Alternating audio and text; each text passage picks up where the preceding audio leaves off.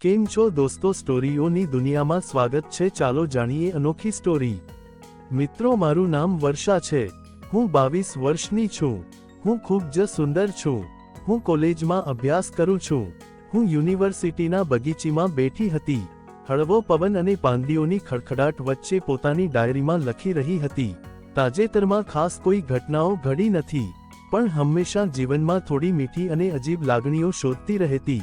એ સમય રમેશ પોતાના કેમેરા સાથે પાર્કમાં આવ્યો અને તેની નજર મારા પર પડી। તેનું સ્મિત જોઈને હૃદયમાં નરમ લાગણીઓ જાગી। રમેશે શરમથી કહ્યું, શું હું તમારો ફોટો લઈ શકું? મેં કહ્યું, હા, કેમ નહીં?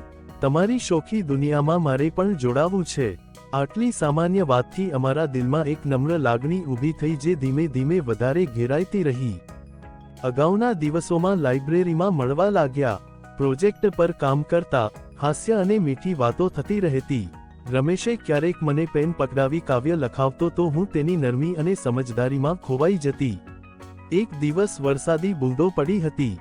બગીચામાં બેઠા રમેશે મારો હાથ પકડ્યો ને કહ્યું, તું મને ગમે, તે પણ મને ભૂલાતી નથી। સમય પસાર થતો ગયો અને વીકેન્ડ પર અમે કફેમાં મળ્યા। હસવું, રમવું, દિવસની વાતો વહેંચવું અને એકબીજાની સાથે સમય પસાર કરવો અમારી મીઠી રૂટીન બની। એક સાંજે બગીચામાં ફૂલોની વચ્ચે બેઠા ત્યારે રમેશે કહ્યું, તમારી બાજુમાં હું શાંત અને ખુશ છું। મેં હસીને જવાબ આપ્યો, હું તમારી બાજુમાં સુરક્ષિત અનુભવું છું।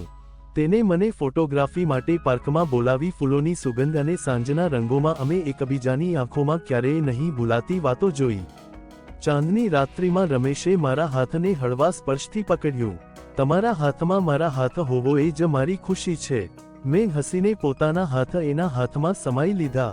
સમય પસાર થતો રહ્યો, અમે દરેક નાની વસ્તુને યાદગાર બનાવી। રમેશે મને ગિફ્ટ આપી।